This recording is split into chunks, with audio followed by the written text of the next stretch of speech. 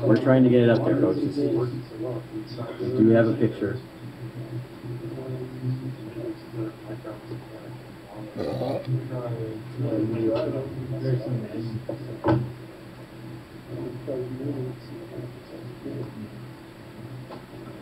Okay, so are we ready? Yep. Anytime you want to throw it up there, I'm sure people want to see this. And then we'll get Bill to give us some information you can about it. Now, just keep in mind, this is an infrared. This is a near infrared image. See, there it is. So you can see it. Do you have a moment to tell people what it is? Okay, we're going to have the principal investigator here tell us what we're looking at. So have a seat. Okay. Anyway, yeah, we have our first picture of this object. Now, again, this is the kind of picture you'd see with your eyes if you were to be able to look at this object close up. It doesn't look like much at the moment. It's going to take a significant amount of processing, probably in the next day or two, to get a nice shape out of this, but I think we'll be able to do a very nice shape out of this picture. Rico? Feedback. You got to turn off this thing. Okay. One second. Let's see. We gotta stop the audio on this. It's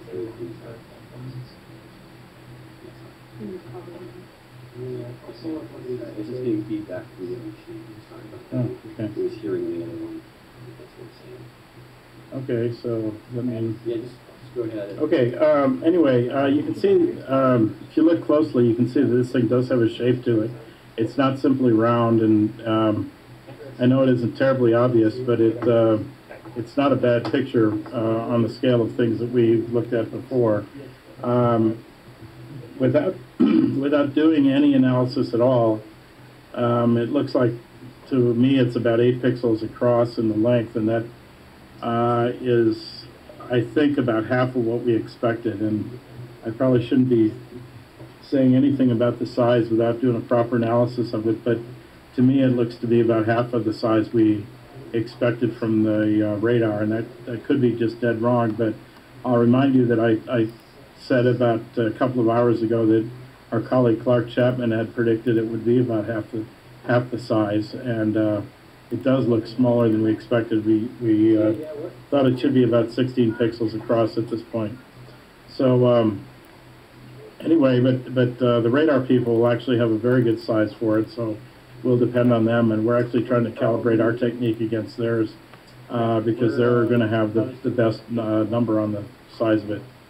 So anyway, that's the first picture, and it's going away from here, so it'll just get smaller from now on. So I wouldn't expect anything more spectacular than this already, but it's possible by the end of the night we could get somebody on our team to do a bit of processing and get a better picture for you. Okay, so that's it for now.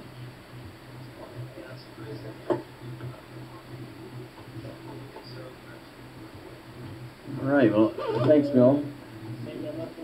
I think a lot of people are already showing they're pretty excited by using this.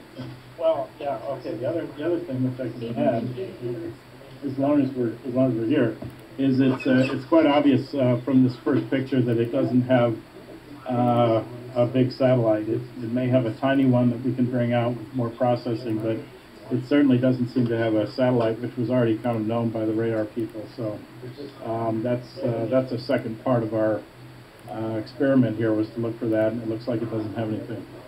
Now it's pretty, I mean, we're seeing it's like bright blob. It's a very dark object, though. So it's just seeing, why does it look bright? Well, it's reflected sunlight off of it, and if you had a piece of charcoal against blackness of space and you shined a light on it, you could still see it. So if this were, you know, it would be extremely bright if it were a much brighter asteroid, like some of them are, that have a reflectivity of 10 or 20 or 30%. This probably has a reflectivity of only a couple percent. So it's probably blacker even than charcoal would be.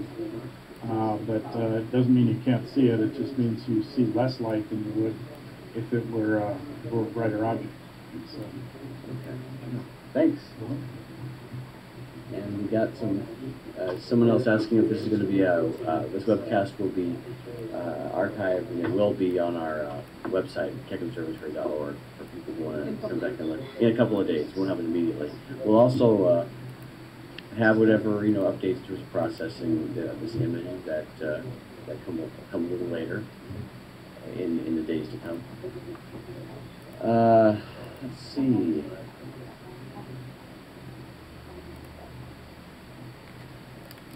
Looking at some of the comments and notes here. For anybody just checking in, this image you see here is the first image. And of course, earlier the better, since it's receding of asteroid YU55, used with Keck adaptive optics, the Keck 2 telescope, and you're seeing it here for the very first time. Just captured a few minutes ago with the Keck 2 telescope on Mauna Kea, on the Big Island of Hawaii. This is a live webcast, so you're watching it, you're seeing it as it happens. See, no question, we have lots of new messages.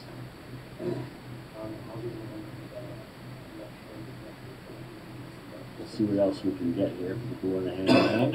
Okay. Some of you might just want to go to sleep after seeing the big first picture, but we'll see what else we can get.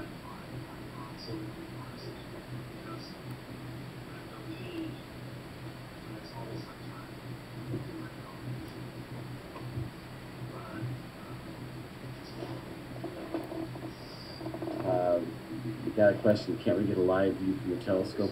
This is pretty much what you're getting. What you see here is the data gathered from the telescope. There's no eyepiece that someone looks through the telescope. It's the instruments that gather the data. This is an Earth 2 image, one of the instruments on a telescope. So this is what you can see with a 10-meter telescope in that instrument. And as you can see, it's not just a dot, there's actually some